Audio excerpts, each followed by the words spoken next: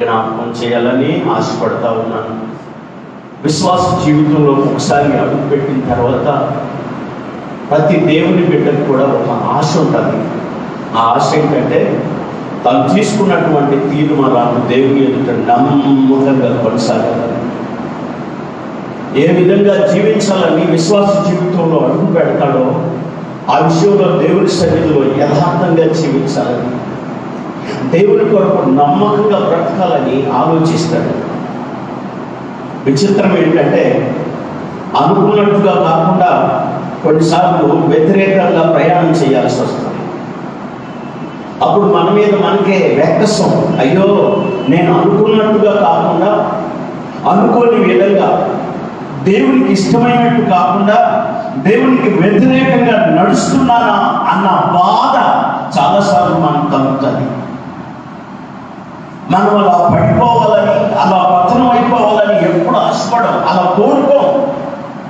దేవుని కొరకు నమ్మకంగా ఉండాలని, ఆయనకు ఇష్టంగానే జీవించాలని అనుకుంటున్నా కూడా శరీరంలో ఉన్నాం కనుక ఈ శరీరం ఆయనకు ఇష్టమైనట్టు కాకుండా ఆయనకు వ్యతిరేకంగా మనల్ని నడిపిస్తూ ఉంటుంది. అప్పుడు విశ్వాస జీవితం పరీక్షింపబడుతుంది. అయ్యో నేను ఉండాలనుకున్నట్టుగా కాకుండా, నేను నడవాలనుకున్నట్టుగా కాకుండా, దేవునికి వ్యతిరేకంగా నడుస్తున్నానే, దేవునికి వ్యతిరేకంగా మాట్లాడుతున్నానే, దేవునికి వ్యతిరేకంగా ప్రవర్తిస్తున్నానే అనే వేదన కూడా కొన్నిసార్లు మనకు కలుగుతుంది. ఎవరు కూడా పడిపోవాలనుకోరు, ఎవరు కూడా విశ్వాస జీవితంలో నుండి తొలగిపోవాలనుకోరు, దేవునికి విరోధంగా ప్రవర్తించాలని అనుకోరు. కానీ అలాగే ప్రవర్తిస్తూ ఉంటారు. దేవునికి విరోధంగా నడుచుకునే అనుభవాలు మనకు ఎదురవుతూ ఉంటాయి. అరే నేను ఇలా ఉండద్దనుకుంటూ ఎందుకు ఉంటున్నాను కొన్నిసార్లు మన మీద, అంటే మన విశ్వాసం మీద, మన విశ్వాస జీవితం మీద మనకు కొన్నిసార్లు వెక్కసం కూడా అనిపించవచ్చు.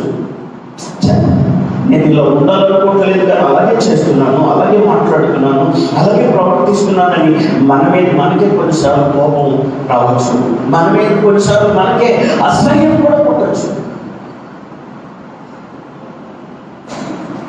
ఇలా జరగడానికి గల కారణాల్లో ప్రాముఖ్యమైన 3 విషయాలు మీతో నేను పంచుకోవాలని ఆశపడతా ఉన్నాను.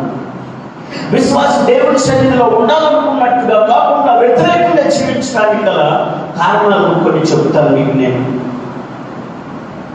మనం అనుకున్నట్టుగా కాకుండా ఎందుకు దేవునికి విరోధంగా జీవిస్తున్నాం, ఎందుకు దేవునికి వ్యతిరేకంగా మాట్లాడుతున్నాం, ఎందుకు దేవునికి వ్యతిరేకంగా ప్రవర్తిస్తున్నాం? విశ్వాసాన్ని బాగా ప్రభావితం చేసేటువంటి 3 విషయాలు మీ ముందు ఉంచాలనుకుంటున్నాను. వాటిల్లో మొదటిది విశ్వాసి ఎవరిని బట్టి దేనిని బట్టి ఈ లోకంలో నడవకూడదు. దేవుని బిడ్డ అయిన తర్వాత, రక్షింపబడిన తర్వాత, విశ్వాస యాత్రలో ఉన్నటువంటి దేవుని బిడ్డకి ఒక ప్రత్యేకమైన జీవితం అవసరం. అది దేన్ని బట్టి నడిపించుకోవాలి అంటే నంబర్ 1 దేవుని వాక్యాన్ని బట్టి నడిపించుకోవాలి. చెప్పండి, దేవుని వాక్యాన్ని బట్టి మాత్రమే నువ్వు నడవాలి. ఇంకెవరిని చూసి నడవకూడదు, ఎవరిని పోలి నడవకూడదు, ఎవరిని బట్టి నడవకూడదు, ఇంకా దేనిని బట్టి ప్రవర్తించకూడదు. వాక్యం నీకు మొదటి ప్రమాణంగా ఉండాలి. వాక్యం నీకు మొదటి ప్రామాణికంగా ఉండాలి. వాక్యాన్ని బట్టి నువ్వు నడిచావా, వాక్యాన్ని బట్టి నువ్వు బ్రతికావా, వాక్యాన్ని బట్టి నువ్వు ప్రవర్తించావా, నీ జీవితానికి దోహలేదు కాదు. ఒక విశ్వాసి ఎప్పుడు దేవుని సన్నిధిలో స్థిరంగా, బలంగా, నమ్మకంగా, యథార్థంగా దేవుని కొరకు బ్రతకాలంటే అతడు వాక్యానుసారంగా జీవించినప్పుడు. 2 చేతులు ఎత్తి స్తోత్రం చెప్పండి. వాక్యాన్ని విని, వాక్యాన్ని ఎప్పుడైతే అనుసరించి నువ్వు నడుచుకుంటావో స్థిరంగా ఉంటావు దేవుని కొరకు, బలంగా ఉంటావు దేవుని కొరకు, యథార్థంగా నడవగలుగుతావు దేవుని కొరకు. దేవుని సన్నిధిలో నువ్వు ఎలా ఉండాలని ఆశపడతావో అలాగే జీవించగలుగుతావు. అదే దేవుడి వాక్యం నీలో చొచ్చుకొని పోనప్పుడు, అదే దేవుడి వాక్యానికి నువ్వు లోపడినప్పుడు స్థిరంగా ఉండలేవు, నమ్మకంగా ఉండలేవు, యథార్థంగా జీవించలేదు. నువ్వు అనుకున్నట్టుగా కాకుండా వ్యతిరేకంగా జీవించడానికి అనేక కారణాలు.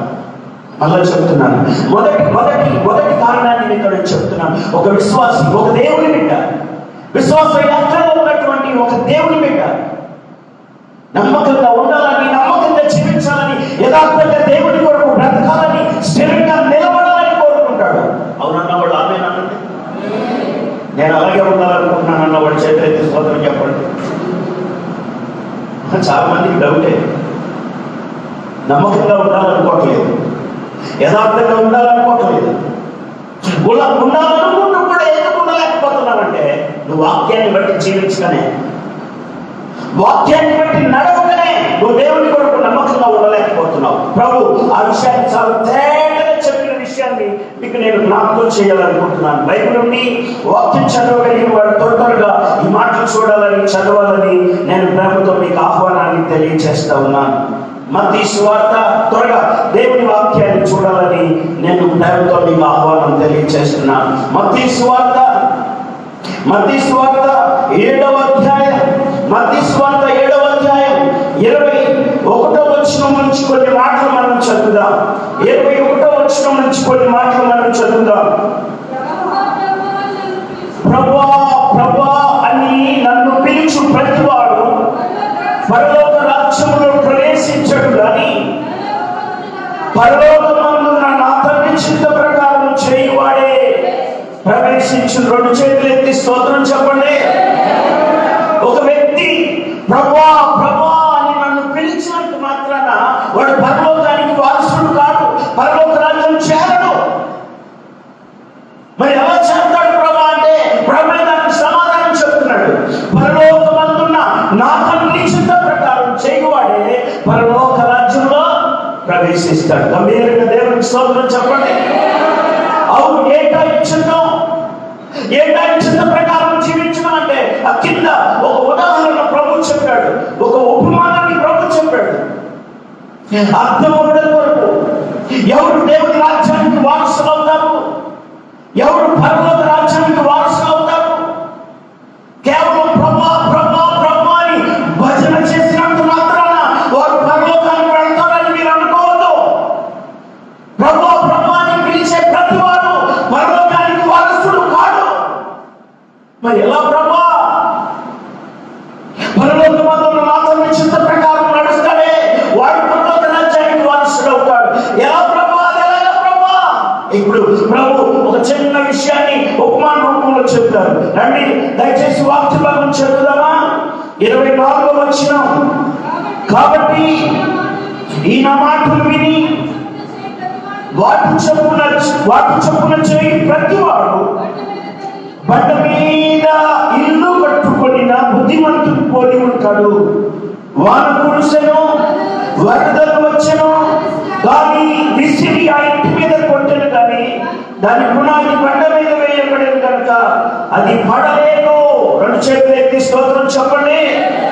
ఇక్కడ ప్రభు ఒక ఉపమానాన్ని చెప్తూ ఆ ఉపమానంలో ఒక భాగాన్ని చెప్తున్నాడు. ఆయన ఆ భాగం ఏంటంటే, ఇదిగో ఈ నా మాటలు విని వాటి చొప్పున చేసే ప్రతివాడు ఎలా ఉంటాడంటే బండ మీద తన ఇల్లు కట్టుకొనిన బుద్ధిమంతుని పోలి ఉంటాడు. గంభీరుడు దేవుడికి స్తోత్రం చెప్పండి. ఆ వ్యక్తి దేవుడి మాటలు విని వాటిని అనుసరించి నడుచుకునే వ్యక్తి ఎలా ఉంటాడంటే బండ మీద ఇల్లు కట్టుకుంటే ఎలా ఉంటుందో అలా ఉంటాడు. బండ మీద కట్టబడినటువంటి ఆ ఇంటి మీదకి ఓ పెద్ద గాలి, ఓ పెద్ద వాన, ఓ పెద్దటువంటి వరద ఆ ఇంటి మీదకి వచ్చింది. ఇప్పటికీ కురుస్తున్నాయి వర్షాలు. ఈ మధ్య కురిసిన వర్షాలు మీరు చూశారు. నేను ఒక చిన్న విషయాన్ని చదివాను వాట్సాప్లో. అదేంటంటే ప్రస్తుతం ఉన్న పరిస్థితులను బట్టి ప్రతి ఇంటికి ఒక 2 వీలర్ ఉండాలని, ఆ 2 వీలర్తో పాటు 4 వీలర్ కూడా కొనుక్కోవాలని, 2 వీలర్లను 4 వీలర్ కాకుండా ఇంకొకటి కొనుక్కోవాలంట. ప్రతి ఇంటికి ఒక ఫైబర్ బోర్డ్ కూడా ఉంటే మంచిదన్న. ఏంటది ఫైబర్ బోర్డ్? ఎందుకు మరి వరదలు వెళ్తే 2 వీలర్ 4 వీలర్ వాహనాల మీద వాహనాలు ఎక్కుతున్నాయి. మీరు చూసారా హైదరాబాద్లో? మరి అలా కొట్టుకొని పోయేటువంటి వాహనాలు లేకపోయి నడవని పరిస్థితులు అప్పుడు ఏం కావాలి మరి? గారు పెట్టారు, వీటితో పాటు అది కూడా కొట్టుకోవాలి, 30 కూడా కొట్టుకోవడానికి. నిజమే అనిపించింది నాకు, ఉంటే మంచిదే ఉన్నాయి. కానీ మనకు ఆ పరిస్థితులు కానీ లేదు. చెప్పండి చెప్పండి చెప్పండి చెప్పండి గట్టిగా స్తోత్రం చెప్పండి. ఆ పరిస్థితులు కానీ లేదు మనకి. మనలో ఏదో గొప్పతనాన్ని బట్టి కాదు, కానీ ఆయన కృప మన మీద విస్తరింపచేశారు దేవుడు. కృతజ్ఞతతో ఆరాధించడం మన జీవితాలకు చాలా ముఖ్యం. కృతజ్ఞతతో ప్రభు సన్నిధిలో జీవించడం మన బ్రతుకులకు చాలా ముఖ్యం, అవసరం. ఎవరు పరలోక రాజ్యానికి వారసులు అవుతారంటే ప్రభు అన్నాడు కదా, ఇదిగో ఈ నా మాటలు విని వాటి చొప్పున చేయు ప్రతివాడు బండ మీద ఇల్లు కట్టుకున్న బుద్ధిమంతుని పోలి ఉంటాడు. వాన కురిసింది, వరద వచ్చింది, గాలి విసిరి ఆ ఇంటి మీద పట్టగా ఆ ఇల్లు బండ మీద కట్టబడిన కనుక అది ఎంత మాత్రము కదల్చబడలేదు. చెప్పండి కూడా దేవుడికి స్తోత్రం చెప్తామా? పడలేదు, నిలబడి నిలకడగా ఉంది. ఎప్పుడు మన విశ్వాస జీవితం నిలకడగా స్థిరంగా బలంగా ఉంటుందంటే మనం వాక్యానుసారంగా నడిచినప్పుడు, దేవుడి వాక్యాన్ని విన్న తర్వాత వాక్య ప్రకారం బ్రతికినప్పుడు. నిన్ను కదిలించడం ఎవ్వరి చేత కాదు. చెప్పండి, నిన్ను కదిలించడం ఎవ్వరి చేత కాదు. మన సొంత ప్రయత్నాలు, మన సొంత ఆలోచనలు, మన సొంత ఉద్దేశాలతో ఎప్పుడైతే నడవాలని పరిగెత్తాలనుకుంటామో అప్పుడే మనం పతనమైపోవడం, పాడైపోవడం, మన విశ్వాస జీవితం విచ్ఛిన్నమైపోవడం జరుగుతాయి. వాక్యాన్ని బట్టి జీవిస్తే, వాక్యాన్ని బట్టి నడుచుకుంటే, వాక్యాన్ని బట్టి నువ్వు ప్రవర్తిస్తే, బ్రతికితే వాక్యం చెప్తుంది కదా, నువ్వు స్థిరంగా ఉంటావు, బలంగా ఉంటావు. దేవుడు ఆశించినట్లుగా, దేవుడి సన్నిధిలో నువ్వు కోరుకున్నట్లుగా నమ్మకంగా యథార్థంగా జీవించగలుగుతావు. పేరు స్తోత్రం చెప్పండి. ఇంకొక వ్యక్తిని ఇచ్చుకున్నాడు ప్రభువారు, ఇంకొక వ్యక్తిని పరిచయం చేశాడు. ఆ వ్యక్తి బాగా తెలిసి ఉపమానం మనకి. ఆ వ్యక్తి ఎలాంటి వాడంటే అతడు కూడా మందిరానికి వచ్చేవాడే, అతడు కూడా దేవుడు పెట్టే, అతడు కూడా దేవుడి మాటలు వినేవాడే. దాని వ్యత్యాసం ఏంటంటే వింటాడు కానీ వాటిని అనుసరించి నడుచుకోడు. చెప్పండి, వింటాడు కానీ దాన్ని అనుసరించి నడుచుకోడు. వింటాడు కానీ వాటిని పాటించడు. వింటాడు కానీ వాటి ప్రకారం బ్రతకడు. చాలా మంది దినాల్లో దేవుడి వాక్యం వినేవాళ్ళు ఉన్నారు, దేవుడి వాక్యానికి మార్పులు వేసేవాళ్ళు ఉన్నారు, సంతోషించేవాళ్ళు ఉన్నారు. సావుకులకే మార్పులు వేస్తారనమాట. యావరేజ్లే కాదులే, సూపర్గా చెప్పారు. అప్పుడప్పుడు ఈ ఫేస్బుక్లో చూస్తూ ఉంటాం, అబ్బో బాగా చెప్పారులే. కొంతమంది ఏమో కాదులే, యావరేజ్లే. ఎవరికి మార్కులు వేస్తారు? వాక్యం చెప్పే సేవకులు కూడా మార్కులు వేస్తారు. రిజల్ట్ అనమాట, వీళ్ళే నిర్ణయించేస్తారు. మంచిది, అంత వాక్యం తెలిసిన వాళ్ళుగా ఉంటారు, ఇంకా మంచిది. దేవుడికి స్తోత్రం చెబుదామా? వాక్యం వినడం, వాక్యం తెలుసుకోవడం మంచిదే. కానీ విన్న వాక్యం విన్న తర్వాత అనుసరించి నడిచే విషయానికి వస్తే మాత్రం వీళ్ళు ఎలా ఉంటారంటే దాన్ని కొనసాగించలేని వారుగా ఉంటారు. అలాంటి వాడు ఎలా ఉంటాడని భయపడిందంటే, ఈ నా మాటలు విని వాటి చొప్పున చేయని ప్రతివాడు ఇసుక మీద కట్టుకొనిన ఇల్లు కట్టుకొనిన బుద్ధిహీనుని పోలి ఉంటాడు. అనండి, ఎలాంటి వాడిని పోలి ఉంటాడు? ఎవరు వాడు? బుద్ధిహీనుడు అంటే ఎవరు వాడు? వాక్యం విని దాని ప్రకారం నడవని వాడు, వాక్యం విని దాని ప్రకారం జీవించని వాడు. అనుకుంటాడు నేను కూడా స్థిరంగా ఉండాలి, దేవుడి కొరకు నమ్మకంగా ఉండాలి, యథార్థంగా ఉండాలనుకుంటాడు. కానీ ఎందుకు ఉండలేకపోతున్నాడు? ఎందుకు నిరుత్సాహపడుతున్నాడు? ఎందుకు వెలుగుతున్నాడు? చాలాసార్లు ఎందుకు తప్పటడుగులు పడుతున్నాయంటే దానికి మొదటి కారణం వాక్యాన్ని అనుసరించి నడవకపోవడం. ఎందుకు నువ్వు పడిపోతున్నావు? ఎందుకు నువ్వు తొట్టిల్లిపోతున్నావు? ఎందుకు నువ్వు దేవునికి విరోధంగా కొన్నిసార్లు ప్రవర్తిస్తున్నావంటే దానికి మొదటి కారణం ఏంటంటే వాక్యాన్ని విన్నా దాని ప్రకారం అనుసరించి నడుచుకోకపోవడం. పక్కన వాళ్ళకి చెప్పండి ఆ మాట. చాలాసార్లు మనం తొలగిపోవడానికి, చాలాసార్లు మనం పడిపోవడానికి, చాలాసార్లు విశ్వాస జీవితంలో క్రమంగా నడవకపోవడానికి మొదటి కారణం ఏంటంటే వాక్యాన్ని బట్టి జీవించుకోవడం. వాక్యం నీలో ఉంటే నువ్వు స్థిరంగా ఉంటావు. వాక్యాన్ని అనుసరించి నడిచేటప్పుడు నువ్వు బలంగా ఉంటావు. వాక్యం ప్రకారం బ్రతికేటప్పుడు దేవుని కొరకు నమ్మకంగా బ్రతుకుతావు. చెప్పడం దేవుడికి స్తోత్రం చెప్తున్నా. ఒకసారి మన అంతరాత్మను పరిశీలిద్దాం. ఆరాధనకు వచ్చాం కదా, ప్రతి వారం ఆరాధనకు రావడం ముఖ్యమే, కానీ ఉన్న వాక్యాన్ని అనుసరించి నడిచే జీవితం మనకి ఎంతవరకు సాధ్యపడుతుందని మనం పరిశీలన చేసుకోవాలి, పరీక్ష చేసుకోవాలి. వినేటప్పుడు వాక్యం విన్న తర్వాత దాన్ని అనుసరించి నడవడం చాలా కష్టం అనిపిస్తుంది. చాలా మంది అలా నడవలేకనే దేవుని వాక్యాన్ని దాటి, దేవుని చిత్తాన్ని దాటి, దేవునికి వ్యతిరేకంగా నడిచి ఇప్పుడు నిరుత్సాహపడుతున్నారు. అయ్యో, నేను ఉండాలనుకున్నట్టుగా ఉండలేకపోతున్నానే, నేను జీవించాలనుకున్నట్టుగా జీవించలేకపోతున్నానే, జీవించాలనుకున్నట్టుగా జీవించకపోగా ఇంకా చెయ్యకూడని పనులు చేస్తున్నానే. దానికి మొదటి కారణం ఏంటంటే నువ్వు దేవుని వాక్యాన్ని విన్న తర్వాత దాన్ని అనుసరించి నడవకపోవడమే మొదటి కారణం. నీ వాక్యం తెలియడం మంచిది కాదండి, మంచిదే. వాక్యాన్ని నువ్వు ఎరిగి ఉండడం మంచిదే, సాధకులు కూడా మార్పులేయడం మంచిదే. కానీ నీకు తెలిసిన విషయం నేను జ్ఞాపకం చేస్తున్నాను, విన్న వాక్యం తర్వాత నువ్వు అనుసరించి నడుచుకుంటున్నావా? రోమా పత్రికలో రాయబడింది, ధర్మశాస్త్రం వినేవారంతా దేవుని దృష్టికి నీతిమంతులు అనండి. ధర్మశాస్త్రం వినేవారంతా దేవుని దృష్టికి నీతిమంతులు కాదు. దేవుని ధర్మశాస్త్రం విన్న తర్వాత దాన్ని అనుసరించి నడుచుకున్న వాళ్ళే దేవుని దృష్టికి నీతిమంతులుగా ఎంచబడతారు. చోట్ల కూడా దేవుని స్తోత్రం చెప్తారు. హల్లెలూయా. నువ్వు దేవుని దృష్టిలో ఎప్పుడు నిలబడగలుగుతావు, ఎప్పుడు స్థిరంగా ఉంటావంటే దేవుని వాక్యాన్ని అనుసరించి నడిచినప్పుడు. ఈనాడు దేవుని వాక్యం మనుషుల్లో లేదు, దేవుని పిల్లల్లో వాక్యం కనపట్టలేదు. లోకం మనుషుల్లో నిండుతుంది, దేవుని పిల్లల్లో కూడా లోకం నిండుతుంది.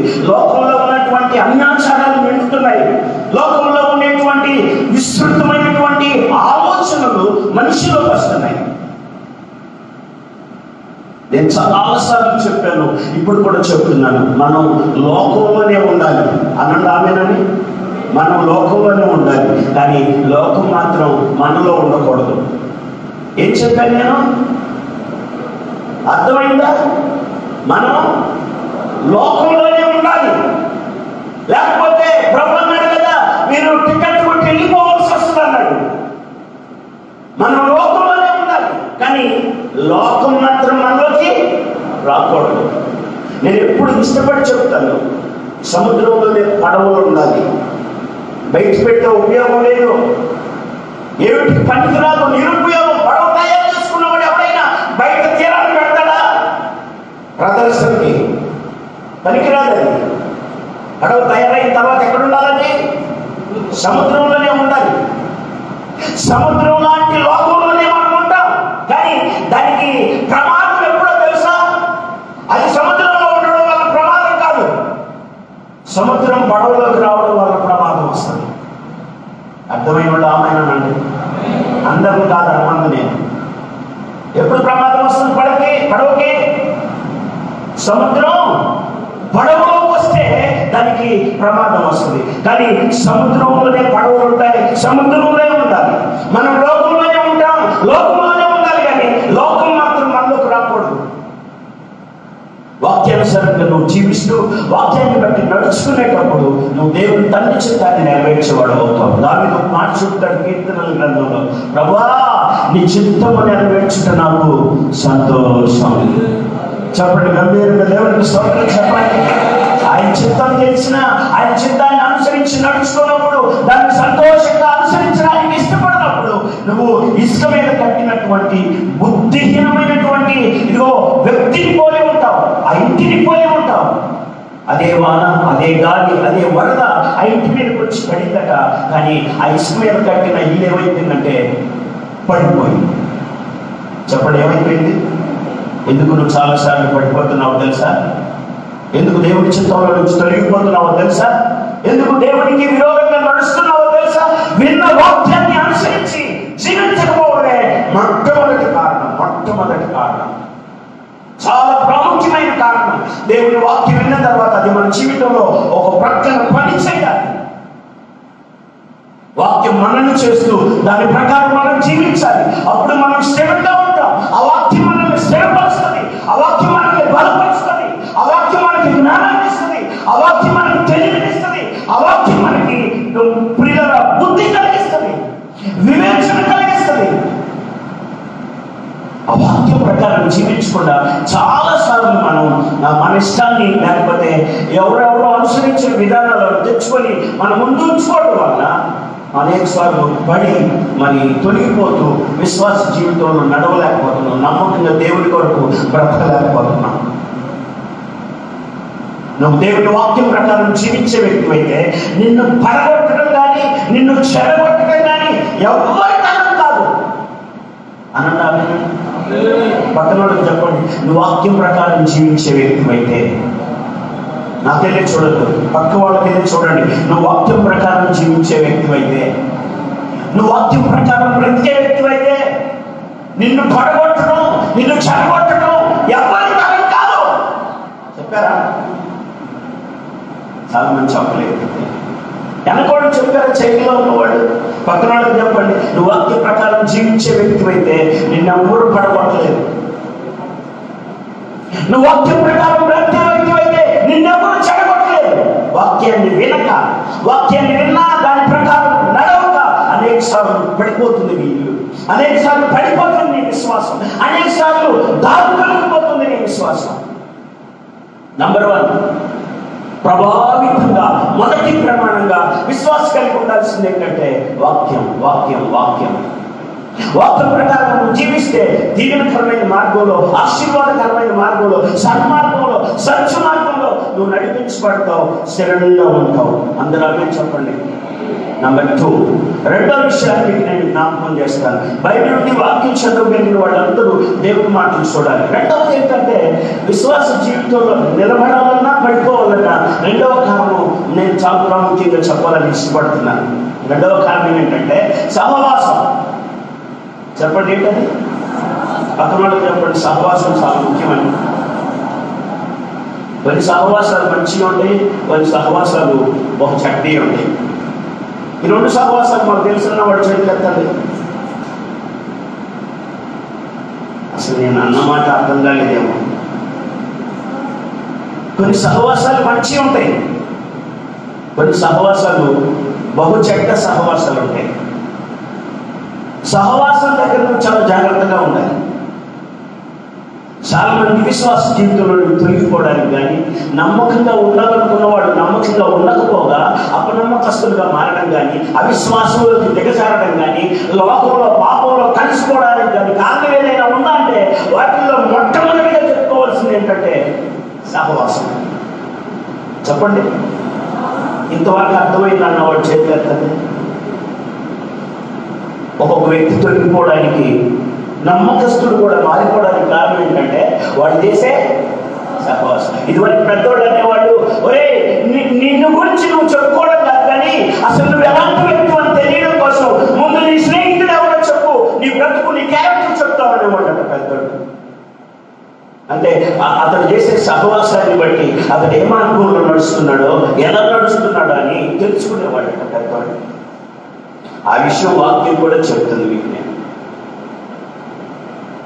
ఇశ్రాయేలు ప్రజలను దేవుడు లోకంలో నుంచి ప్రత్యేకపరిచాడు. రకరకాలైనటువంటి ప్రజలు, దాదాపు అప్పుడున్నటువంటి వారిలో 7 రకాల ప్రజలు ఉన్నారు. వాళ్ళందరిలో నుంచి దేవుడు ఏం చేశాడంటే తన కొరకు ప్రత్యేకపరుచుకున్నాడు. మనం ప్రత్యేకించబడిన జనాంగం. దేవునికి స్తోత్రం చెప్దామా? మనం ఆయన కొరకు ప్రత్యేకపరచబడిన, వేరుపరచబడిన, సిద్ధపరచబడిన, పిలుపు కలిగిన జనాంగం, పరిశుద్ధమైన జనాంగం దేవుడి కొరకు మనం. కాబట్టి లోకంలో మీరున్నా కూడా లోకం మీకు అంటకుండా ఉండడానికి కొన్ని రకాలైన వాళ్ళతో కొన్ని సహవాసాలు మీరు చేయకూడదు అని చెప్పాడు. కొంతమందితో మీరు సహవాసం చేయకూడదని దేవుడు చెప్పాడు. కొంతమంది ఆలోచన ఏంటంటే పాస్టర్ గారు ఎవరితో సహవాసం చేయకూడదంటే అంట మనం లోకంలో ఉన్నాం కదా అంటే కొంతమందితో చేయకూడదాను, అందరితో చేయకూడదని చెప్పలేదు. కొన్ని సహవాసాలు మంచివి కాదనే విషయాన్ని ముందే చెప్తాను. కొన్ని సహవాసాలు మంచివి ఉంటాయి, అది నువ్వు ఎరిగి, అది నువ్వు తెలుసుకొని వివేచనతో సహవాసం చేయాలి. లేకపోతే సహవాస దోషం నిన్ను పాపంలోకి తీసుకెళ్తుంది, దేవునికి విరోధంగా నడిపిస్తుంది, దేవునికి వ్యతిరేకంగా నీ జీవితాన్ని పాడు చేసి పతనం చేస్తుంది. కొంతమంది సహవాసం వల్లే చెడి పడిపోయిన వాళ్ళు కూడా నాకు తెలుసు. చూసారా మీరు ఎప్పుడైనా? వాళ్ళ దోషం కాదని. ఎవరి దోషం అది? చెప్పాలి. వాళ్ళ దోషం కాదని. వాడు చేసే సహవాసం ఉందే వాడు కనిపిస్తారు. ప్రార్థన వెళ్ళిపోతుంది. అక్కడికి వెళ్తే హింస పెడతారు, కూర్చోబెడితే వదిలిపెట్టరు, ప్రార్థన అంటారు, మోకాళ్ళు అంటారు, పాటలు అంటారు, ఆరాధన అంటారు. అంటే ఎంజాయ్ చేద్దాం, పౌరుకులు అక్కడ తిరుగుతాం, అక్కడికి వెళ్దాం, ఇక్కడికి వెళ్దాం, షికాగోకి వెళ్దాం. పిక్నిక్లా? నాకు అర్థం కాదు ఏంటది. పిక్నిక్లకి వెళ్దాం, లేకపోతే బీచ్లకి వెళ్దాం, లేకపోతే అక్కడికి వెళ్దాం, ఇక్కడికి వెళ్దాం. దేవుడికి నిన్ను దూరం చేసే సహవాసాలు కొన్ని ఉంటాయి. బైబిల్లో ఒక సంఘటన మీకు నేను జ్ఞాపకం చేయాలనుకుంటున్నాను. బైబిల్ నీ వాక్యం చదవగలిగిన వాడు త్వరగా ఈ మాటలు చూడాలి, త్వరగా ఈ మాటలు చూడాలి. సమయం చాలా స్పీడ్గా వెళ్ళిపోతా ఉంది. రాజుల మొదటి గ్రంథం ప్రభు చెప్పిన విషయాన్ని మీతో నేను జ్ఞాపకం చేస్తాను. త్వరగా చూడండి. రాజుల మొదటి గ్రంథం 11వ అధ్యాయం మొదటి వాక్యాన్ని చూడండి. రాజుల మొదటి గ్రంథం త్వరగా 11వ అధ్యాయం మొదటి నుంచి చదవాలి ఎవరైనా. మోయాబీయులు, ఏదోమీయులు, అమ్మోనీయులు, సీదోనీయులు, హిత్తీయులు అను జనులు మీ హృదయములను తమ దేవతల తట్టు తిప్పుదురు గనుక వారితో సహవాసము చెయ్యకూడదనియు, వారిని మీతో సహవాసము చెయ్యనీయకూడదనియు యెహోవా ఇశ్రాయేలీయులకు సెలవిచ్చి ఉన్నాడు. అందరూ ఆమేన్ చెప్పండి. ఇక్కడ కొంతమందిని చూపెట్టి, కొన్ని రకాలైన ప్రజలను చూపెట్టి, వాళ్ళతో ఇశ్రాయేలు ప్రజలైనటువంటి మీరు ఏం చేయకూడదన్నాడు? చెప్పాలి. వాళ్ళతో మీరు సహవాసం చెయ్యకూడదు. అంతేకాదు వాళ్ళని మీతో కూడా సహవాసం చెయ్యకూడదు. అందులో చూడండి, కొన్ని సహవాసాల దగ్గరికి మనం వెళ్ళకూడదు. చెప్పండి, కొన్ని సహవాసాల దగ్గరికి మనం వెళ్ళకూడదు. ఒకటి కొన్ని సహవాసాలను మన దగ్గరికి రానివ్వకూడదు అనటానేనని దేవుడు అలా చెప్తుంటే, కొన్ని సహవాసాల దగ్గరికి మనం వెళ్ళి, కొన్ని సహవాసాలు మన దగ్గరికి వచ్చి ఈ సహవాసం మిళితమైపోతుంది, ఈ సహవాసం కలుషితమైపోతుంది, ఈ సహవాసం విశ్వాస జీవితంలో నుంచి నువ్వు బయట చెడిపోవడానికి కారణమవుతుంది. దేవుడు ఇలా చెప్తే సొలొమోను దేవుని చిత్తం దాటి, దేవుని వాక్యాన్ని దాటి, దేవుని పరిధిని దాటి అన్యులతో సహవాసం చేశాడు. ప్రభు వద్దన్న వారితో సహవాసం చేశాడు. ప్రభు వద్దన్న వారితో సాంగత్యం చేశాడు. వారితో సంబంధాలు పెట్టుకున్నాడు. వారితో వివాహ సంబంధాలు ఏర్పాటు చేసుకున్నాడు. తద్వారా సొలొమోను ఏమయ్యాడో తెలుసా? సొలొమోను హృదయం అట దావీదు హృదయం వల్లే దేవుని దృష్టికి యథార్థంగా ఉండక, దేవునికి వ్యతిరేకంగా, దేవునికి విరోధంగా జీవించాడని రాయబడింది. పాపం చేయడానికి సొలొమోను కారకుడయ్యాడు. అర్థమవుతుందా? కారణం ఎవరితో సహవాసం చేయొద్దన్నాడో వారితో సహవాసం చేయడాన్ని బట్టి వారు ఏం చేశారంటే సొలొమోనును విగ్రహారాధన వైపు మళ్ళించారు. వాళ్ళు ఒకళ్ళు కాదండి, ఇద్దరు కాదండి, ముగ్గురు కాదండి, కొన్ని వేల మంది ఉన్నారు. సొలొమోను కోరుకున్న వాళ్ళు, ఇష్టపడిన వాళ్ళు, అన్యజనులు వాళ్ళు సొలొమోను హృదయాన్ని తిప్పేశారు. చెప్పండి, సొలొమోను హృదయాన్ని వాళ్ళు తిప్పేశారు. సొలొమోను మంచోడే. పక్కన వాళ్ళకి చెప్పండి, సొలొమోను మంచోడని. మనం కూడా మంచోడమే. మిమ్మల్ని మీరు ధైర్యపరచుకోండి. మనం కూడా మంచోళ్ళం అనుకోండి.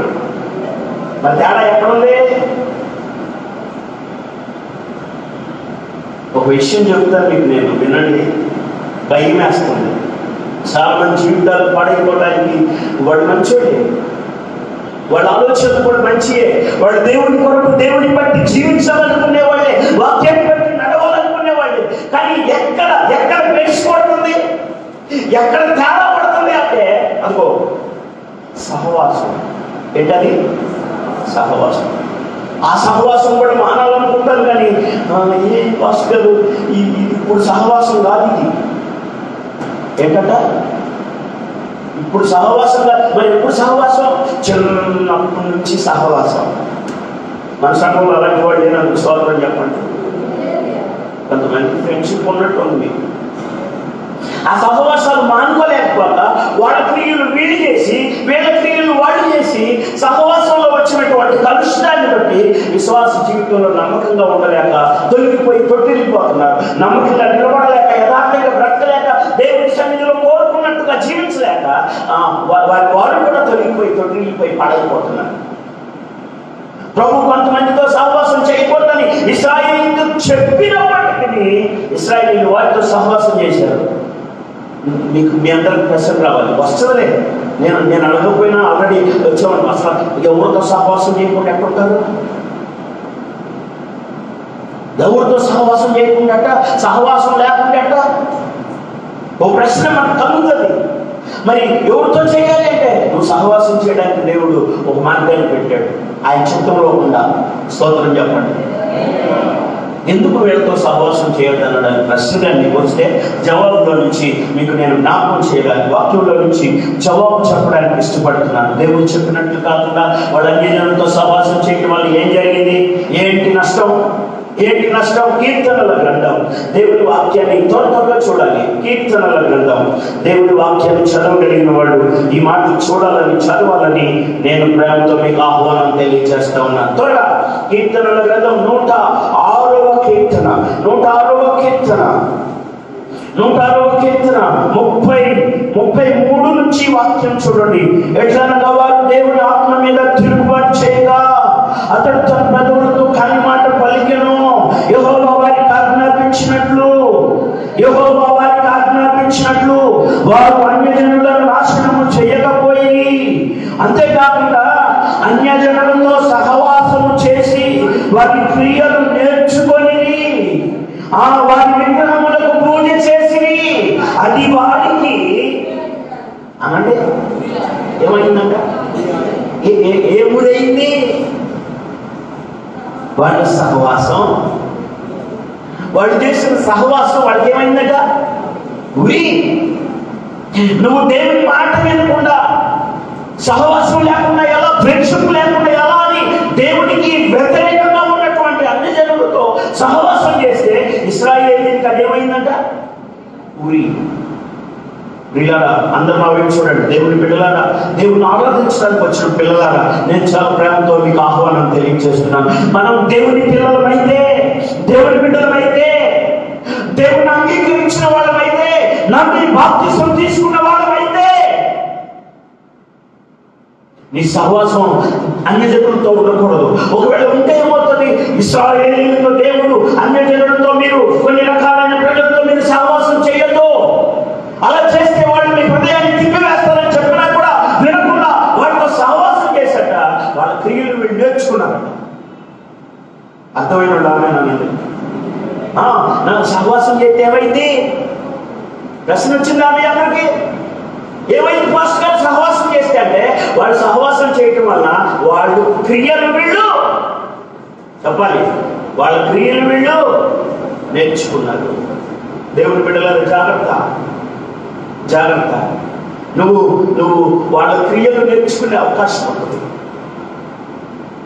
వాళ్ళ పరిస్థితుల్లోకి నువ్వు వెళ్ళే అవకాశం ఉంటుంది. అందుకే దేవుడు చాలా క్లియర్గా చెప్తున్నాడు, వాళ్ళతో మీరు సహవాసం చేయండి.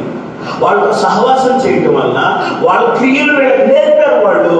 వాళ్ళు అది నేర్చుకోవటం వల్ల ఏమైందంటే అదే వీళ్ళకి ఊరేగింది. అన్నట్టు ఏమైంది? ఉరి. ఎంతమందికి తెలుసు ఉరి?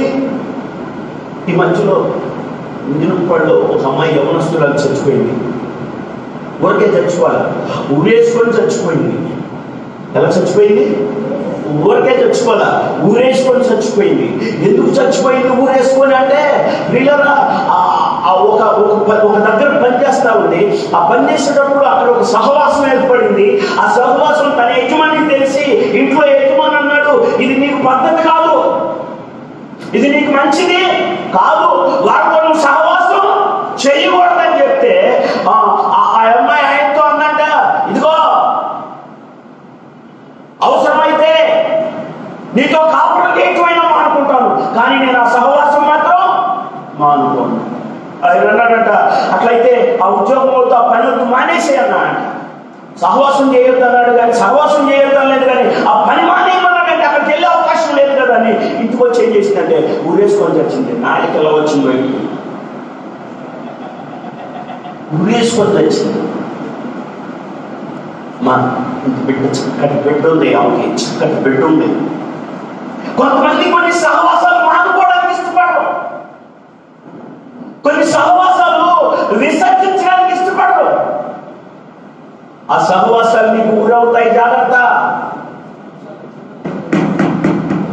ఆ సహవాసం నీకు ఊరి కావచ్చు, జాగ్రత్త. చూడండి వాక్యంలో ఏం రాయబడింది, ఇశ్రాయేలీయులు అన్యజనులతో సహవాసము చేసిరి, అది వారికి ఏమైంది? తల్లిదండ్రులు చెబుతారు, ఒరే వాడి సహవాసానికి వెళ్ళొద్దంటే వీడు ఎత్తుక్కొని వీడేమో ఈ దగ్గరకుండా వస్తాడు, ఆడేమో ఆ దగ్గరకుండా వస్తాడు, వీళ్ళిద్దరు కలిసి అక్కడ పార్కు దగ్గర మీట్ అవుతారు. వాళ్ళు అనుకున్న ఆ జంక్షన్ దగ్గర కలుస్తారు, వెళ్ళిన దాంట్లో వేరైనా వాళ్ళు కలిసేది మాత్రం ఒక దగ్గరే. మన సంఘంలో అలాంటి వాళ్ళు లేనందుకు స్తోత్రం చెప్పండి. ఇలాంటి వాళ్ళు చాలా సార్లు వాక్యంలో నుంచి తొలగిపోవడానికి కారణమవుతుంది. అది నీ దోషం కాదు. దేవుని బిడ్డగా నువ్వు నమ్మకంగా దేవుని బిడ్డగా దేవుని కొరకు బ్రతకాలని ఆశపడుతున్నావు, కానీ నువ్వు అలా ఉండలేకపోవడానికి కారణం ఏంటంటే నీ సహవాసం. అదే ఆరాధన, ఏం ప్రార్థన, ఏం పని. సంతోషించాల్సిన వయసులో, ఆనందించాల్సినటువంటి వయసులో రకరకాలుగా నిన్ను ప్రేరేపించి వాళ్ళ క్రియలు నీకు నేర్పుతారు. ఇశ్రాయేలీయులు అలానే నేర్చుకున్నారు. అది వాళ్ళకి ఏమైందంటే ఉరి. చెప్పండి, అది వాళ్ళకి ఈనాడు చాలా మంది వాళ్ళ జీవితాలు వాళ్ళ ప్రాణాలు తీసుకుంటారు. అందరూ నా వైపు చూడండి, నీ స్నేహం నీ ప్రాణాన్ని తీసేదిగా ఉండకూడదు. చెప్పండి ఆమేనండి. నీ సహవాసం నీకు కీడు చేసేదిగా ఉండకూడదు. నీ సహవాసం నిన్ను దేవునికి విరోధంగా, దేవునికి వ్యతిరేకంగా నిన్ను నడిపించేదిగా, పాపంలో నడిపించేదిగా ఉండకూడదు. దేవుని వాక్యానికి భిన్నంగా నిన్ను నడిపించేదిగా ఉంటే ఆ సహవాసాన్ని కట్ చేసడానికి దూరం అవ్వాలి. దేవుని వాక్యంలో చాలా క్లియర్గా రాయబడింది, నువ్వు మంచివాడివే, నువ్వు మంచి వ్యక్తివే, నువ్వు దేవుని బిడ్డవే, దేవుని కుమారుడివే కాదన్నా, కానీ నీ సహవాసం నిన్ను పాడు చేస్తుంది. అందుకే ఉండాలనుకుంటున్నట్టుగా నమ్మకంగా ఉండలేక అనేక సార్లు విశ్వాసంలో నుంచి, నమ్మకత్వంలో నుంచి, దేవుని దగ్గర తీసుకున్న తీర్మానంలో నుంచి తొలగిపోతున్నాం. అలా ప్రేరేపిస్తుంది ఎవరంటే నీ సహవాసం, నువ్వు చేస్తున్నటువంటి అన్య సహవాసం, దేవునికి వ్యతిరేకంగా జీవించే వారి సహవాసం. బైబిల్ని వాక్యం చదవగలిగిన వాడిని మాటలు చూడండి త్వరగా. అపోస్తలుడైన పౌలు ఈ మాటను 2 విధాలుగా 2 సార్లు చెప్పారు. దయచేసి త్వరగా మీరు దేవుని మాటలు చూడాలి. కొరింథీయులకు రాసినటువంటి మొదటి పత్రిక త్వరగా దేవుని మాటలు చూడటానికి నేను ప్రేమతో మీకు ఆహ్వానం తెలియజేస్తా ఉన్నాను. కొరింథీయులకు రాసినటువంటి మొదటి పత్రిక 15:33 చూడండి త్వరగా. దుష్ట సాంగత్యము మంచి నడవడిని, చెప్పండి దుష్ట సాంగత్యము మంచి నడవడిని.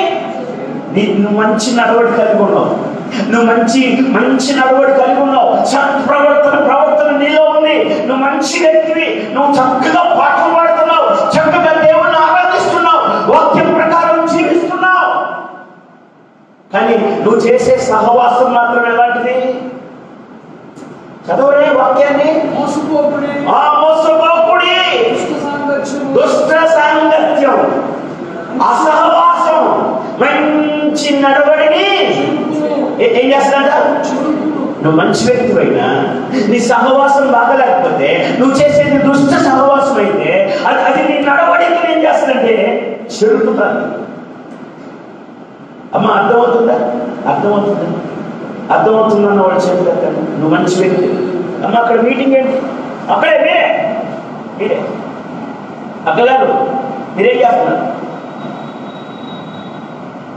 మంచి సహవాసం కూడా దుష్ట సాంగత్యం వల్ల ఏమైపోతుందట? చెరిపేస్తుందట. దుష్ట సాంగత్యం మంచి నడవడి, దేవుడి పిల్లలుగా మంచి నడవడి కలిగి ఉండాలని, సత్ప్రవర్తన కలిగి ఉండాలని, దేవుడి కొరకు బ్రతకాలని నిర్ణయంతో వస్తాడు. దేవుడి వాక్య ప్రకారం జీవించాలని కోరుకుంటాడు. కానీ చేస్తున్నటువంటి నువ్వు చేస్తున్న సహవాసం దుష్ట సాంగత్యం అయితే వాళ్ళ నడవడిక, నీ మంచి నడవడిని కూడా ఏం చేస్తాడంటే చెరిపి అనండి, నీ నడవడిని చెప్పేసింది. కొంతమంది ఏడుపదే, కొంతమంది దండం పెడతారు, ఒరే వాడి సహవాసానికి వెళ్ళొద్దురా, ఓ అమ్మా బిడ్డ కుమార్తెను వాడి సహవాసానికి వెళ్ళొద్దని దండం పెడతారు. ఎందుకో తెలుసా? వాళ్ళ సహవాసం ఏంటో, వాళ్ళ పరిస్థితులు ఏంటో ఎరిగి ఉంటారు కనుక. ఇప్పుడు మేము కూడా మరి బాధపడి మీకు వందనాలు తెలియజేస్తున్నాం, మరి రోధిస్తూ వేదంతో తెలియజేస్తున్నాం. దుష్ట సాంగత్యం ఉండి లోకంలో, ఆ దుష్ట సాంగత్యం నువ్వు మంచి నడవడిలో ఉన్నా కూడా వాటితో కానీ చేస్తే నీ మంచి నడవడికి ఏమైపోతుంది? చెడిపోతుంది, చెరిపేస్తారు వాళ్ళు. అందుకే ప్రభువు అన్నాడు, వారితో నువ్వు సహవాసం చేయకూడదు అన్నాడు. అంతేకాదు వాళ్ళని నీతో సహవాసం చేయకూడదు. కొంతమంది ఏమంటారంటే, పాస్టర్ గారు నేనేమన్నా వాళ్ళ దగ్గరికి వెళ్తున్నానా, నేనేమన్నా వాళ్ళ ఇంటికి వెళ్తున్నానా, నేనేమన్నా వాళ్ళ అమ్మ దగ్గరికి వెళ్తున్నానా, నేను రమ్మట్లేదు కానీ వాళ్ళే వస్తున్నారు పాస్టర్ గారు వాళ్ళ దగ్గరికి. ఎవరు వస్తున్నారట? వాళ్ళే వస్తున్నారు, నేను రమ్మన్నా. నువ్వు రమ్మనకపోయినా వాళ్ళు వచ్చినా, వాళ్ళ దగ్గరికి నువ్వు వెళ్ళినా ఏదైనా ఒకటే అనండి. ఏదైనా వాళ్ళ దగ్గరికి నువ్వు వెళ్తే ఏమైంది, నీ దగ్గరికి వాళ్ళు వస్తే ఏమైంది? ప్రభు ఏం చెప్పాడు అక్కడ? వాళ్ళని నువ్వు వాళ్ళతో సహవాసం చేయడమే కాదు, వాళ్ళని కూడా నీతో సహవాసం. పక్కన చెప్పండి అయ్యా, ఏదో అయోమయంగా చూస్తున్నారు. మనం పాడైపోవడానికి కారణం ఏంటంటే కొన్ని సహవాసాల్లో ఉన్న దోషాలు మనల్ని విచ్ఛిన్నం చేస్తా ఉన్నాయి. అందుకే ప్రభు అన్నాడు, వాళ్ళతో మీ సహవాసం చేయొద్దు. అమ్మోనీయులు ఉన్నారు, ఏదోనీయులు ఉన్నారు, మోయాబీయులు ఉన్నారు, వాళ్ళతో మీరు సహవాసం చేయొద్దు. వాళ్ళని మీతో సహవాసానికి రానివ్వద్దు, కలుపుకోవద్దు. అలా సొలొమోను చేయడం వల్ల పాపం చేయడానికి కారకుడయ్యాడు. సొలొమోను హృదయాన్ని దావీదు హృదయం దేవుడికి ఇష్టంగా లేకుండా అన్ని జనులు ఏం చేశారంటే, వాళ్ళ సహవాసం ఏం చేసిందంటే తిప్పేసింది. చెప్పండి, ఏం చేసింది? తిప్పి పారేసింది. ఇశ్రాయేలు అన్ని జనులు సహవాసం చేసి వారి క్రియలు నేర్చుకున్నందున అది వాళ్ళకి ఏం తెచ్చింది? ఉరి. జాగ్రత్త, ఈ సహవాసం నిన్ను మరణానికి తీసుకెళ్తుందేమో, చావుకు తీసుకెళ్తుందేమో. ఈనాడు చాలా మంది తల్లికి తండ్రికి ఇంట్లో కట్టుకున్న వాళ్ళకి చివరికి కన్న బిడ్డలకు కూడా మరి దూరం అవ్వడానికి ఇష్టపడుతున్నారు. కారణం ఏంటంటే సహవాసాలు. మన సంఘంలో అలాంటి వాళ్ళు అందుకు స్తోత్రం చెప్పండి. 3 చేతులు వేసి గతమా వాళ్ళంతా ఆ సహవాసంలోనే ఉన్నారనమాట. ఏ సహవాసం మంది? యేసుక్రీస్తు ధన్య దేవుడట, యేసుక్రీస్తుతో సహవాసం చేయడానికి మనల్ని పిలిచాడట. నమ్మినోడు చెప్పండి, కూడా స్తోత్రం చెప్పండి. మనల్ని పిలిచాడు దేవుడు. యేసుక్రీస్తుతో తండ్రితో సహవాసం చేయడానికి మనల్ని పిలిచాడు. పరిశుద్ధులతో సహవాసం చేయడానికి మనల్ని పిలిచాడు దేవుడు. ఆ సహవాసాన్ని మనం కొనసాగించే వరంగా ఉండాలి. అలా కొనసాగినప్పుడు, అలా మనం విశ్వాస జీవితాన్ని కొనసాగించినప్పుడు తొట్టిల్లిపోకుండా నిలబడగలుగుతాం. దేవుడు కోరుకున్నట్టుగా నడవగలుగుతాం. గంభీరంగా స్తోత్రం చెప్తామా? దేవుడికి మహిమ కలుగును గాక. ప్రభువునందు మిక్కిలి ప్రియులారా, సహవాస దోషం నిన్ను చెరిపేస్తుంది. మళ్ళీ చదవండి వాక్యాన్ని. కొరింథీయులకు రాసినటువంటి మొదటి పత్రిక 15వ అధ్యాయంలో 33వ వచనం, మోసపోకుడి, దుష్ట సాంగత్యం మనిషి నడవడిని చెడుపును, నీతి ప్రవర్తన గలవారై మేల్కొని పాపము చెయ్యకూడి. అంతేకాదు యాకోబు రాసిన పత్రిక, త్వరగా యాకోబు రాసిన పత్రిక దేవుని వాక్యాన్ని త్వరగా చూడాలని నేను ప్రభుత్వ మీకు ఆహ్వానం తెలియజేస్తా ఉన్నాను. 4వ అధ్యాయం, యాకోబు రాసిన పత్రిక 4వ అధ్యాయం 4వ వచనం,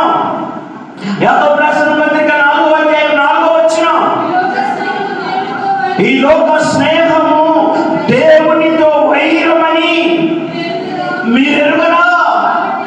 కాబట్టి ఎవడు ఈ లోక స్నేహము చేయవలనో ఏమవుతాడు? దేవునికి మిత్రుడు అవుతాడు. దేవునికి ఏమవుతాడు? లోక స్నేహం చేసేవాడు.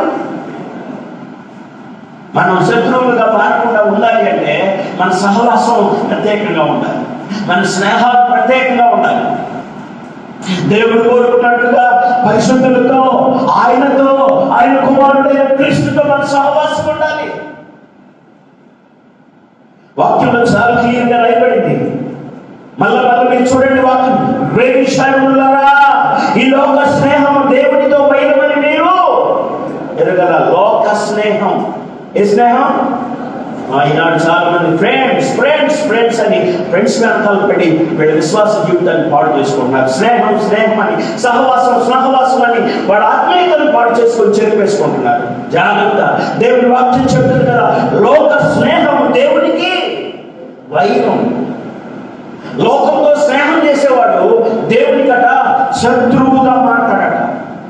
చెప్పండి, దేవునికి మన దేవునికి శత్రువుగా మాట్లాడే కారణం ఏంటంటే లోక సహవాసం, అన్యులతో సహవాసం, పాపం చేసేవాడితో సహవాసం, లోకానుసారంగా నీతి నియమాలు లేకుండా జీవించేవాడితో సహవాసం. వాక్యం చెప్తుంది, అందుకు కాదు దేవుడు మనల్ని పిలిచింది తనతో సహవాసం చేయడానికి, తన కుమారుడైన యేసుక్రీస్తుతో సహవాసం చేయడానికి, పరిశుద్ధులతో సహవాసం చేయడానికి, పరిశుద్ధాత్మతో సహవాసం కలిగి ఉండడానికి. చూపడు దేవుడికి స్తోత్రం చెప్తామా? హల్లెలూయా. మన సహవాసం ఎవరితో? నీ ప్రాణాలు తీసేవారితో, నిన్ను చెడు వైపు నడిపించేవారితో, నిన్ను చెరిపేవారితో నీ సహవాసం ఉండకూడదు. అందుకే ప్రభు చాలా తేటగా చెప్పాడు, అనుజనులు మీరు సహవాసం చేయొద్దు అని. ఎందుకంటే అది దేవునికి నిన్ను విరోధిగా చేస్తుంది, దేవునికి నిన్ను శత్రువుగా మారుస్తుంది. నేను ఒక సత్ప్రవర్తన కూడా, మంచి నడవడికి కూడా చెరిపేస్తారు వాళ్ళు. మన సహవాసం ఎలా ఉంది? దేవునితో ఉందా? వాక్యంతో ఉందా? ఆయన సన్నిధిలో ఉందా? పరిశుద్ధులతో ఉందా? ప్రభుతో ఉందా? నిలబడతాం. దేవునికి స్తోత్రం చెప్పండి.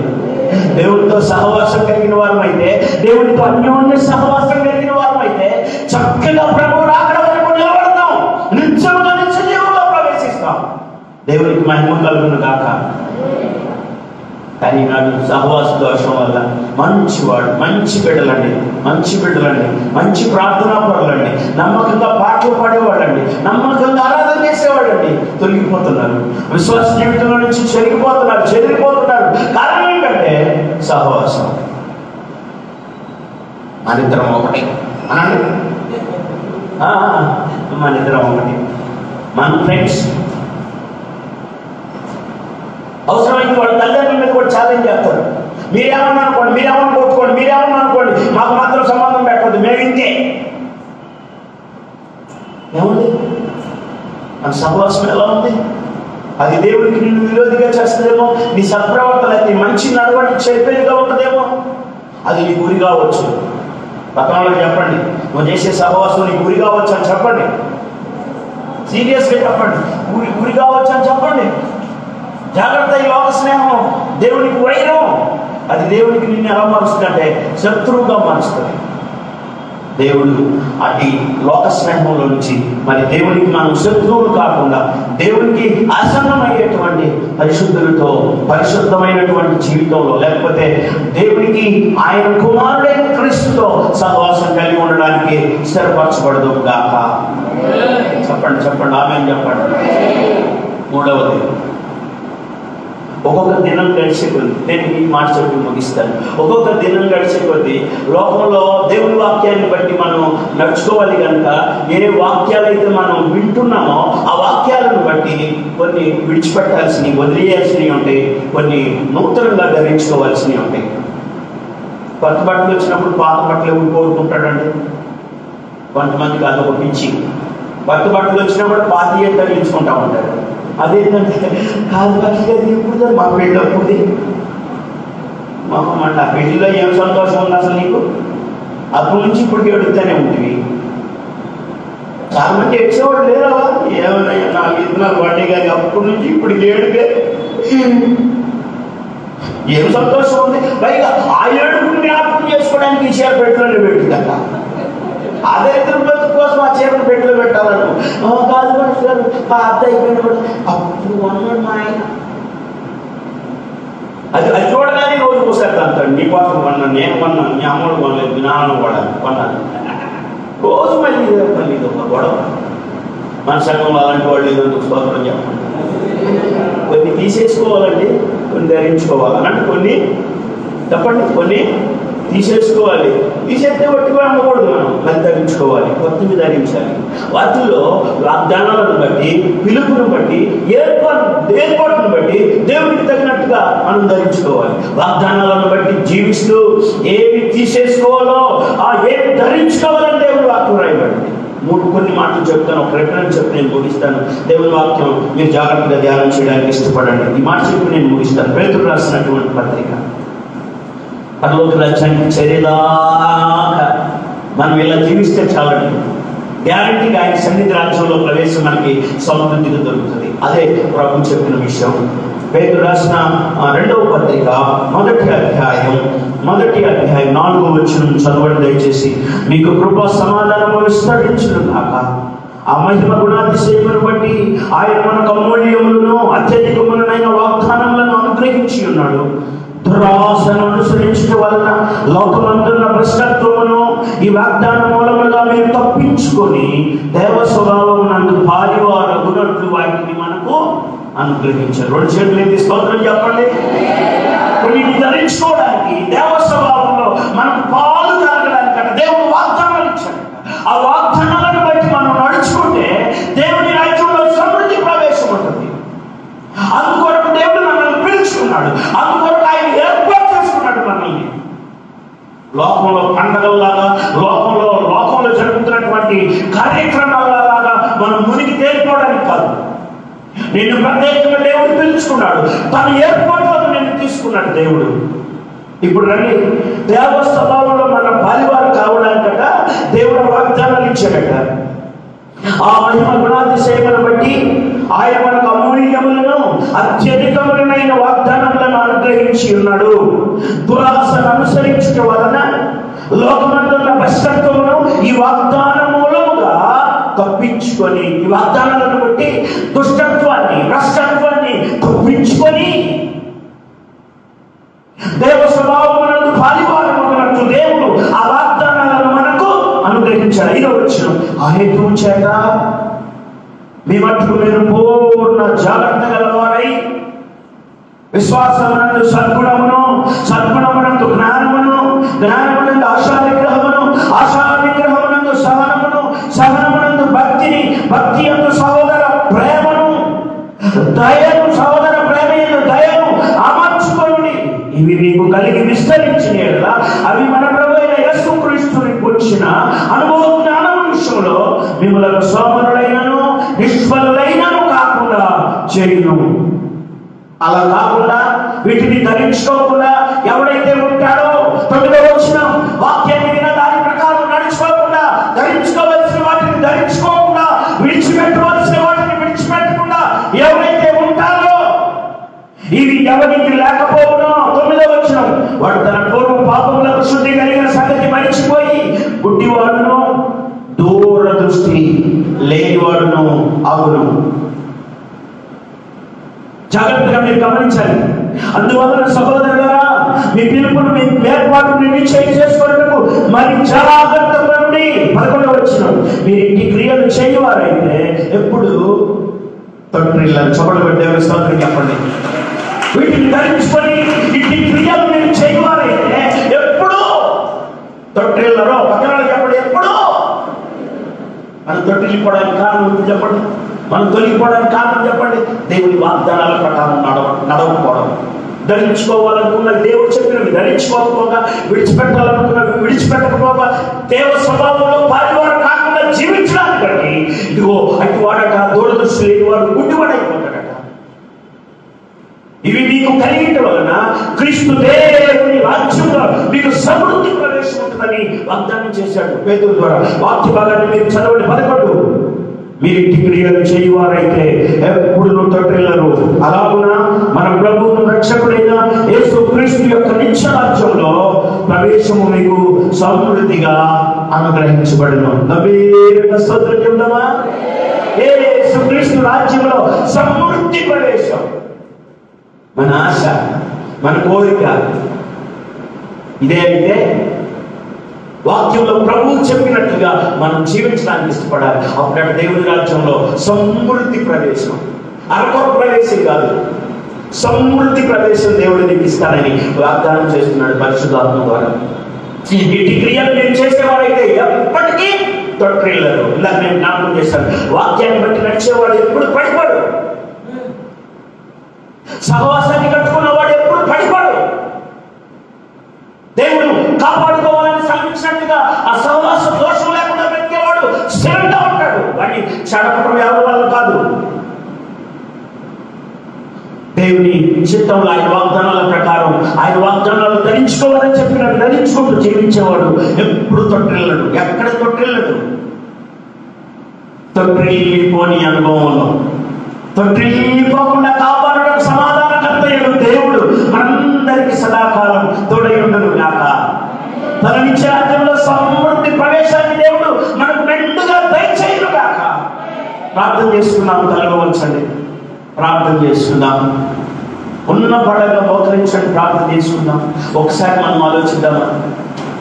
మన దేవుని పిల్లలమైనాక ఎలా ఉండాలనుకున్నాం, కానీ అలా జీవించుకోవడానికి కారణం ఏంటి? చాలాసార్లు ఉండాలనుకున్నట్టుగా కాకుండా వ్యతిరేకంగా బ్రతకడానికి గల కారణాలు ఏంటి? వాక్యం ప్రకారం జీవించుకోవడం కదా. చాలాసార్లు వాక్యం వెళ్ళిపోవడం, దాని ప్రకారం నడవకనే కదా తొట్టిల్లిపోయాం, కనుకనే కదా తొట్టిల్లిపోయాం, తొలగిపోయాం. దేవునికి విరోధంగా ప్రవర్తించాం, దేవునికి విరోధంగా మాట్లాడాం. అందుకే కదా తొట్టిల్లి పడిపోయింది ఆ ఇల్లు. అందుకే కదా పడిపోయింది. మన వాక్యం ఎంతో ముఖ్యంగా ఇంకా వాక్యాన్ని అనుసరించి నడిస్తే బయట మీద ఇల్లు కట్టుకున్న బుద్ధిమంతులుగా ఉంటావు, స్థిరంగా ఉంటావు, బలంగా ఉంటావు. నిన్ను పడగొట్టుకుని ఎవరి వల్ల కాదు.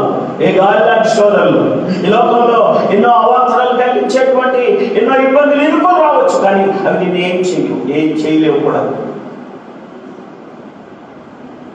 నువ్వు స్థిరంగా బండ మీద క్రీస్తు మీద కట్టబడిన వ్యక్తి కనుక నిన్ను కదిలించడం దేని తరం కాదు, ఎవరి తరం కాదు, ఎవరి వర్షం కూడా కాదు.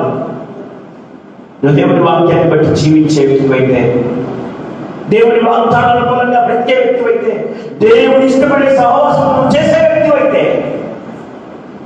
కొరింథీయులకు రాసిన 2వ పత్రిక 6వ అధ్యాయంలో కూడా ప్రభు చెప్పాడు, ఇదిగో దేవుడు అన్య జనులతో నేను సహవాసం చేయకూడదు, లోకస్తులతో అవిశ్వాసులతో జోడుగా ఉండదు, చీకటితో వెలుగునకు ఏం పొత్తు, క్రీస్తునకు ప్రజలకు ఏం సంబంధం, విగ్రహారాధనకు పరిశుద్ధమైనటువంటి దేవునికి ఏం పొందిక.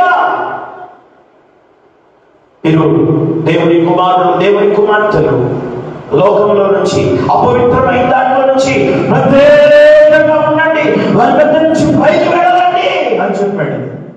ఎందుకు తెలుసా? ఈ లోక స్నేహం దేవునికి వైరంగా నిన్ను మారుస్తుంది. లోక స్నేహం దేవునికి శత్రువుగా నిన్ను మారుస్తుంది. దేవునికి విరోధంగా నీ జీవితాన్ని తయారు చేస్తుంది. వారి క్రియలు నేర్చుకుంటే అవి నీకు గురి కావచ్చు. అందుకే వాడితో సహవాసం చేయొద్దన్నాడు. 3వదిగా వాగ్దానాలు బట్టి నడుస్తున్నామా? దేవుని పిలుపు ఏర్పాటులో దేవుడు వేటిని విసర్జించి వేటిని ధరించుకోవాలని మనతో మాట్లాడుతూ వస్తున్నాడు. దాని ప్రకారం జీవించే వ్యక్తులమైతే మనం ఎప్పుడు తొట్టిల్లం. యేసుక్రీస్తు రాజ్యంలో సమృద్ధి ప్రవేశం మనకు ఉంటుంది. ప్రార్థన చేస్తుందాం. ప్రార్థన. స్తోత్రం స్తోత్రం స్తోత్రం స్తోత్రం స్తోత్రం స్తోత్రం. కృపాసత్య సంపన్నుడు అయిన మా ప్రియ పరమ తండ్రి, నీ ఘనమైన ప్రశస్తమైన నామానికి వందనాలు, కృతజ్ఞతాస్తుతులు, స్తోత్రాలనైనా. విన్న వాక్యం హృదయాల్లో నీరు కట్టండి. నీ పరిశుద్ధ సన్నిధిలో నిన్ను సేవించడానికి పరిశుద్ధుల సమీపస్తులుగా చేసినందుకు వందనాలు. గడిచినటువంటి 9 నెలలను కాపాడి 10వ నెలలో ప్రభువా ఈ శ్రేష్టమైనటువంటి సుదినానికి మమ్మల్ని నడిపించినందుకు వందనాలు. మీ సహవాసానికి మమ్మల్ని సమకూర్చినందుకు వందనాలు. మేము చేసిన కార్యాలకు మేమేమి చిరుడం తెచ్చలేము నాయన. మీ ప్రేమను మా పైన కుమ్మరించినందుకు వందనాలు. మీ వాత్సల్యతను మా పైన కుమ్మరించినందుకు వందనాలు. ఈరోజు డైరెక్ట్గా సూటిగా మాతో మాట్లాడిన ప్రతి మాటను బట్టి మేము స్తుతిస్తున్నాం. వీరి వాక్యాన్ని విడిచిపెట్టకుండా విన్న వాక్య ప్రకారం బ్రతకడానికి సహాయం సహాయం చేయండి అయ్యా. మాలో ఉన్న సహవాస దోషాలను తొలగించి నీతో సహవాసం కలిగిన వారంగా, వాక్యంతో పరిశుద్ధ ఆత్మలో పరిశుద్ధుల సహవాసం కలిగిన వారంగా జీవించడానికి సహాయం చేయండి ప్రభు. ఆ లోకంలో ఉన్నప్పుడు పది వాగ్దానాలను బట్టి అయ్యా, లోకంలో ఉన్నటువంటి దుష్టత్వం మాకు అంటకుండా ఆత్మీయ జ్ఞానాన్ని ధరించుకున్న వారు మీ సన్నిధిలో నిలవడానికి మీ కృప విస్తరింపచేయమని ప్రార్థన చేస్తున్నాను. వీరిని విడిచిపెట్టకుండా, వీరిని మర్చిపోకుండా విన్న వాక్యమందు విశేష ప్రవర్తన గల వారి జీవించడానికి సహాయం చేయమని, జరిగే ప్రతి కార్యాన్ని మీ నామ మహిమార్థమే జరిగించమని నజరేయుడైన యేసు ప్రశస్త నామములో ప్రార్థించి పొందియున్నాం పరమ తండ్రి. ఆమేన్. ఆమేన్. హల్లెలూయా.